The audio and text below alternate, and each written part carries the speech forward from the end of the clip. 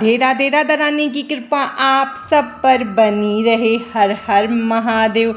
आज हम भोम प्रदोष व्रत की कथा सुनेंगे, तो चलिए हम अपनी व्रत कथा शुरू करते हैं। सूजी बोले, अब मैं मंगल त्रयोदशी प्रदोष व्रत का विधि विधान कहता हूँ।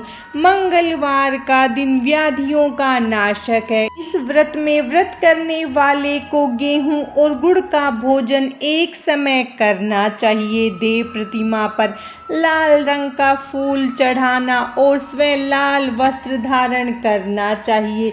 इस व्रत के करने से मनुष्य सभी पापों व रोगों से मुक्त हो जाता है। इसमें किसी प्रकार का संशय नहीं है।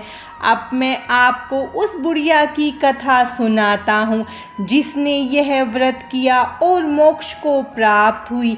अत्यंत प्राचीन काल की घटना है। एक नगर में एक बुढ़िया रहती थी।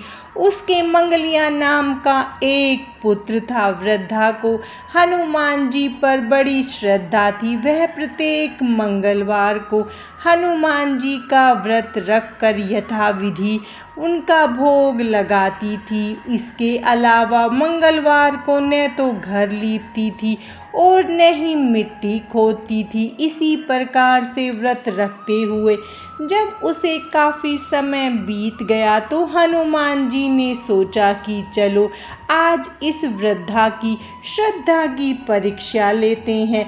वे साधु का वेश बनाकर उसके द्वार पर आ पहुँचे और पुकारा, है कोई हनुमान का भक्त जो हमारी इच्छा पूरी करे। वृद्धा ने यह पुकार सुनी तो बाहर आई और पूछा, महाराज क्या आज्ञा है। साधु वेशधारी हनुमान जी बोले, मैं बहुत भूखा हूँ, भोजन करूँगा, तू थोड़ी सी जमीन लीप दे। वृद्धा बुढ़िया दुविधा में पड़ गई। अंत में हाथ जोड़कर प्रार्थना की, हे महाराज, लीपने और मिट्टी खोदने के अतिरिक्त जो काम आप कहें वह मैं करने को तैयार हूँ। साधु ने 3 बार प्रतिज्ञा कराने के बाद कहा, तू अपने बेटे को बुला, मैं उसे औंधा लिटाकर उसकी पीठ पर आग जलाकर भोजन बनाऊंगा।